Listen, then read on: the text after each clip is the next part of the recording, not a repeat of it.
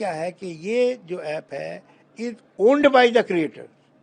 जो music director है, जो सॉन्ग राइटर है, जो सिंगर है, वही इसके मालिक है। ऐसा कोई दूसरा ऐप नहीं है। उसमें तो हम करते हैं, हमें पैसा दे देते। यहाँ हम ही मालिक हैं और हम में से हर एक चार, कम से कम चार, बाकी जितना चाहे डाले, चार नए गाने या नए म्यूजिकल आइटम जो है वो हर साल डालेगा। उसमें जो भी उसकी डाउनलोडिंग से या स्ट्रीमिंग से या किसी भी तरीके से जो भी इनकम होगी, या कोई प्रोड्यूसर ख़रीद ले वो कि साहब मुझे गाना ख़रीदना है, will sell it for a picture, सब कुछ होगा। उसका मैक्सिमम शेयर जो है वो उसको जाएगा जिसका ये गाना है। बाकी कुछ कंपनी को प्रॉफिट होगा और बाकी एक हिस्सा जो है सारे शेयर होल्डर्स में भी बांटा जाएगा। तो ये पहला ऐप है। ऐप तो बहुत है, आपने सही कहा, जो आर्टिस्टों का है, आर्टिस्टों के लिए है और आर्टिस्ट को पूरा क्रिएटिव फ्रीडम देगा। आज बहुत ही स्पेशल दिन है हमारे लिए, for the world of music, for the world of poetry and for the world of creativity, क्योंकि this is one of its kind music platform, you can say a platform जहां पर आर्टिस्ट को complete creative freedom है। उनके दिल में जो भी तमन्ना है एक आर्टिस्ट के अंदर जो रहता है, जो नॉर्मली क्या होता है कि आप फिल्म के लिए या कोई प्रोजेक्ट के लिए म्यूजिक करते हैं तो आप उस पैरामीटर्स में वो भी ग्रेट है, लेकिन इसमें कंप्लीट क्रिएटिव फ्रीडम है। आपको जो चाहे आप क्रिएटिवली इसमें डाल सकते हो।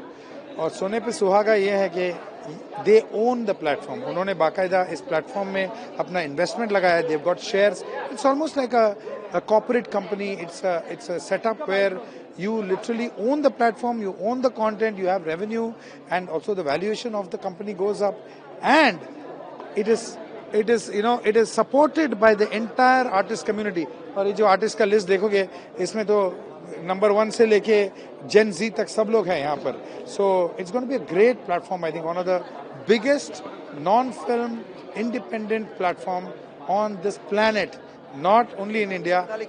एक दुनिया में कहीं और इस तरह का एक संगठित म्यूजिक कंपनी नहीं बना है, which is actually created by artists, by musicians, by composers, lyricist, singers.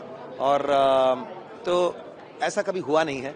अब और साथ साथ ये भी है कि इसके जरिए हम सब अपनी जो दिल में जो कुछ चीजें होती है ना, जिसे लगता है कि शायद पता नहीं कमर्शियली लोग एक्सेप्ट करेंगे कि नहीं, या स्पेशली इतने सालों से जो फिल्मों में म्यूजिक देते आए हैं, फिल्मों में लिखते आए हैं, तो कहीं ना कहीं फिल्मों का सिचुएशन के हिसाब से उन्हें वो काम करना होता था।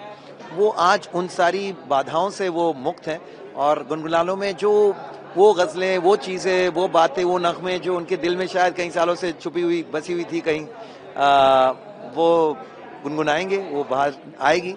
और यहाँ वो प्रेशर कि हमारे कितने व्यूज हुए, हमारे कितने स्ट्रीमिंग्स हुए, कितने साइट्स आए, उससे ज्यादा कि अच्छी ऑडियंस को हम कुछ अच्छा दे सकें। ऐसा पहले कभी हुआ ही नहीं। गुनगुनालों में जो आर्टिस्ट हैं उनको पूरी फ्रीडम मिली है, जैसा भी आप रिकॉर्ड करना चाहें अपना गाना वो इस ऐप में डाल दीजिए, तो आप हो गए इसके इन्वेस्टर। सपोज आपने 4 गाने डाले और उसमें जो दूसरे आर्टिस्ट हैं उन्होंने भी गाने डाले, क्योंकि आपने अपने पैसे खर्च करके 4 गाने रिकॉर्ड किए हैं। किसी और आर्टिस्ट का गाना सुपर हिट हो जाता है, उसको बहुत रॉयल्टी आती है, उस रॉयल्टी में आपको भी हिस्सा मिलेगा। यह दुनिया में कहीं नहीं है। तो गुनगुना लो एक ऐसी खास चीज है जो दुनिया में कहीं नहीं है, इसका हिस्सा बनी। गुनगुना लो एक दुनिया में पहला ये ऐप है जो आर्टिस्ट, उसके मेंबर्स हैं, उस कंपनी के जो शेयर होल्डर्स हैं, वही म्यूजिक देते हैं।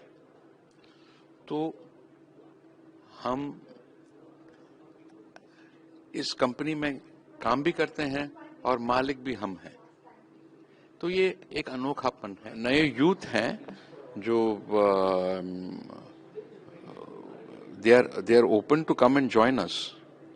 अगर मतलब हम उनके काम सुनेंगे, अगर उस लायक हैं तो जरूर।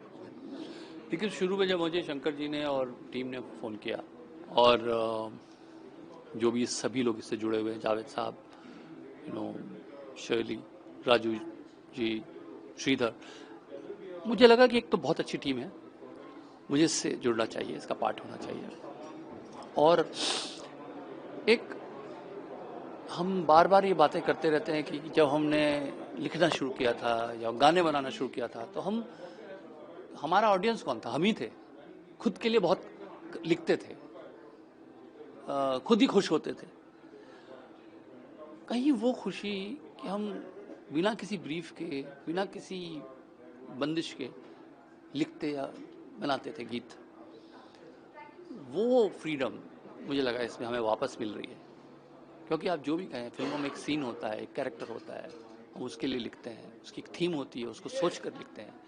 यहाँ पर सुबह आपको एक सुंदर सी चिड़िया उड़ती दिखी और आपने पंखों के बारे में लिखा, बहती नदी आपको दिखाई दी, आपने कहा नदी के ऊपर मैं आज लिखता हूँ, या कोई रिश्तों के ऊपर आपने लिखने की कोशिश की, तो वो आपके अंदर खुद ब खुद जो हो रहा है, स्वतः स्फूर्त जिसे कहते हैं, वो स्वतः स्फूर्त जो आपके अंदर हो रहा है, एक स्पॉन्टेनिटी जिसे कहते हैं, वो स्पॉन्टेनिटी से जो आपका काम निकलता है उसमें एक अलग खूबसूरती होती है। तो ये जो प्लेटफॉर्म है, इसमें आप वो काम करेंगे जो आप करना चाहते हैं, न कि कोई आपसे करवाना चाहता है। तो इसलिए मुझे इसमें लगा कि इसमें बहुत खुशी मिलेगी।